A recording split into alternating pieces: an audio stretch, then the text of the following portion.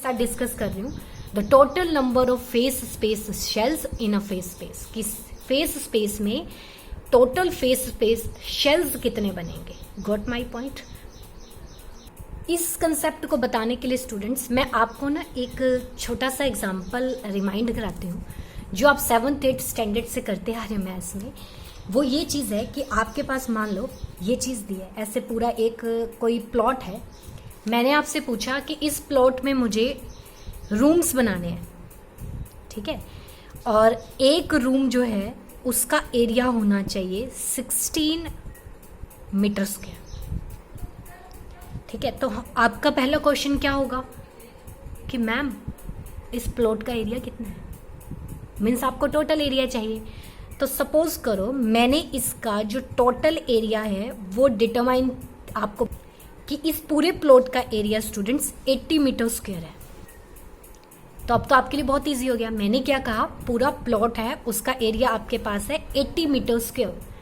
मैंने कहा बताओ इसमें रूम्स बनाने हैं और एक रूम का एरिया होना चाहिए 16 मीटर स्क्वायर, तो कितने रूम्स बनेंगे। आप फटाफट कह दोगे 5 रूम्स। कैसे पता लगा आपको कि आपको ये पता है कि 16 मीटर स्क्वायर का एक रूम है। 1 मीटर स्क्वायर के रूम्स कितने होंगे 1/16। एरिया टोटल कितना है 80 मीटर स्क्वायर के कितने रूम्स बनेंगे 1/16 इंटू 80। तो आपने जब कैलकुलेशन किया तो आपके पास क्या आया 5 रूम्स। तो आपने किया क्या स्टूडेंट्स, टोटल एरिया को एक रूम के एरिया से डिवाइड किया, तभी आपको रूम्स मिले ना। बस यही चीज मैं आपको बताना चाहती थी कि यहां भी फेस स्पेस जो है उसके वॉल्यूम 3D है तो वॉल्यूम आ जाएगा, 2D था तो एरिया था। तो फेस स्पेस के टोटल वॉल्यूम को अगर मैं एक शेल के वॉल्यूम से डिवाइड करूं तो मेरे पास total number of face space shells आ जाएंगे। देखो कैसे। सेम वैसे स्टूडेंट्स ये रीजन है हमारे पास, पूरा फेस स्पेस है ये, और इस पूरे फेस स्पेस का वॉल्यूम क्या होगा पहले हम वो निकालते हैं। टो से डिनोट करोगे कैसे आएगा आपके पास, 6 बार आपको इंटीग्रेशन करना पड़ेगा, dx dy dz dpx dpy dpz। 6 coordinate है ना। तो ये आपके पास टोटल वॉल्यूम आ गया इस पूरे फेस स्पेस का। जैसे मैंने कहा था इस पूरे प्लॉट का एरिया 80 मीटर है। Got my point. अब ये चीज आपको मिल चुकी है। अब शेल्स बनाने हैं, यहां रूम्स बनाने थे। तो एक रूम का एरिया 16 था तो यहाँ पे एक शेल का वॉल्यूम कितना होगा। अब अगर आप देखो तो एक शेल का वॉल्यूम अगर आपको निकालना है तो एलिमेंट्री शेल अगर आप बनाते हो तो यही बनेगा बिना इंटीग्रेशन किए।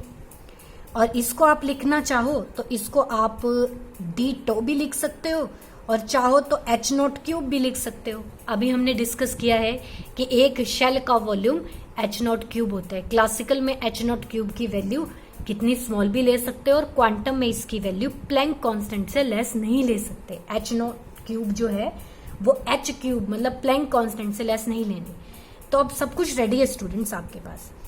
आपने निकालना है टोटल नंबर ऑफ शेल्स।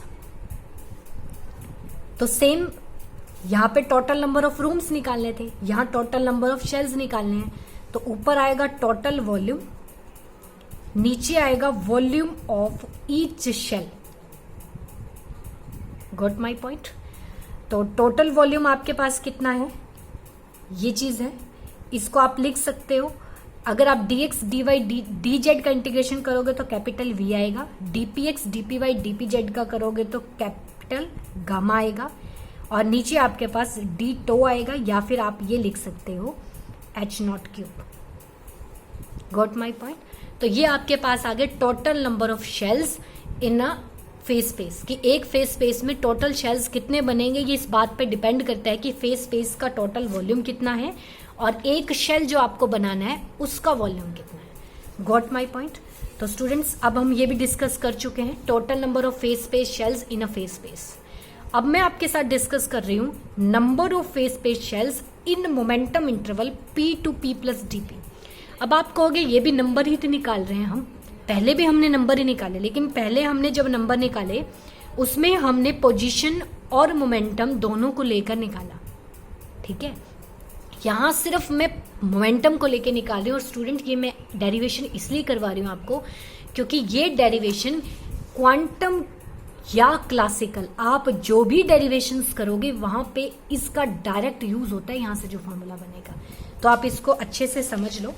अब हम करते हैं discuss number of face space shells in P to P plus DP interval. सबसे पहले मैं नोटेशन की बात करती हूँ स्टूडेंट। शेल्स को हमेशा G से डिनोट किया जाता है। GP लिखने का मतलब है number of shell having momentum P, ठीक है। आई रिपीट, G शेल को डिनोट करता है कि शेल का नंबर क्या है। GP का मतलब है number of shells having momentum P, मतलब ऐसे कितने शेल्स हैं जिनका मोमेंटम P है। और अगर मैं लिख देती हूँ GPDP, इसका मतलब है कि कितने ऐसे शेल हैं जिनका मोमेंटम P से लेकर P प्लस DP की रेंज में है। और हमें यही तो निकालना है, number of face space shells in momentum range P to P plus DP। Means आपको किसकी वैल्यू निकालनी है? GPDP की वैल्यू निकालनी है। तो फॉर्मूला स्टूडेंट्स आपको पता ही है कि जब हमें नंबर ऑफ शेल्स निकालने हो तो उस रेंज में पहली बात कि वॉल्यूम कितना है, ठीक है। जिस रेंज में आपको निकालना है पहले उस रेंज का वॉल्यूम निकालो। Volume of face space in momentum interval P to P plus DP, क्योंकि जिस रेंज में आपको शेल्स बताने पहले आपको उस रेंज का वॉल्यूम तो पता होना चाहिए ना टोटल।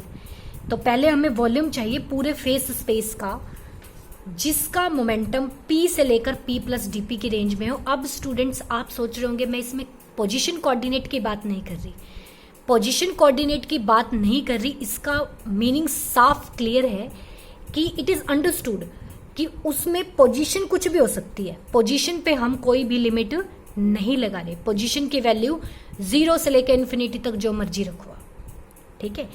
अब नीचे क्या आता है? नीचे आता है वॉल्यूम ऑफ ईच शेल, कि एक शेल का वॉल्यूम कितना होगा। एक शेल का वॉल्यूम तो फिक्स है, H0³ लिख दोगे, उसमें कोई दिक्कत नहीं है। अब बात आती है इसको आपने फाइंड आउट करना है, volume of face space in momentum interval P to P plus DP।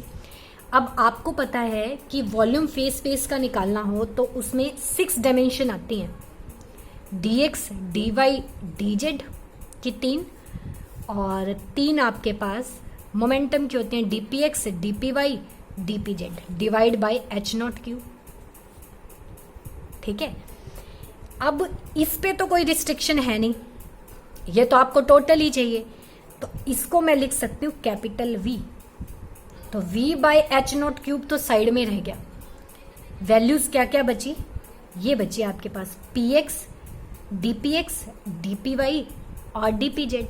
अब आपको पता है स्टूडेंट्स आपको मोमेंटम किस रेंज में चाहिए? P से लेकर P प्लस DP की रेंज में।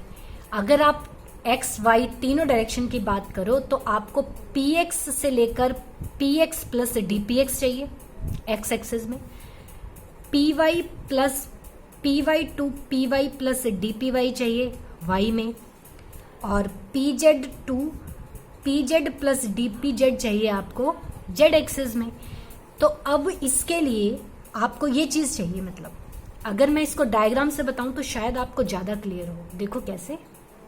तो स्टूडेंट फेस स्पेस की 6 डायमेंशन थी, 3 को तो हम डील कर चुके, V आ गया।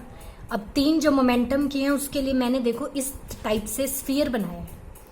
ये अंदर वाला जो स्फीयर है ना, इसका रेडियस मैंने ले लिया P, और जो ये बाहर वाला है ना, इसका रेडियस मैंने ले लिया P to P plus DP है इसका रेडियस।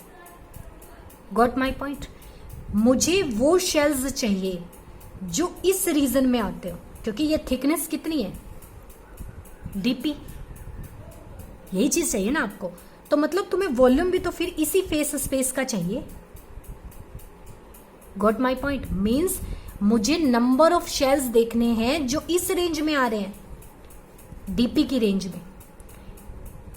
तो यही तो है, ये P पॉइंट है और ये P प्लस DP है, और आपने लिखा ये है कि number of shells in momentum range P2P plus dp।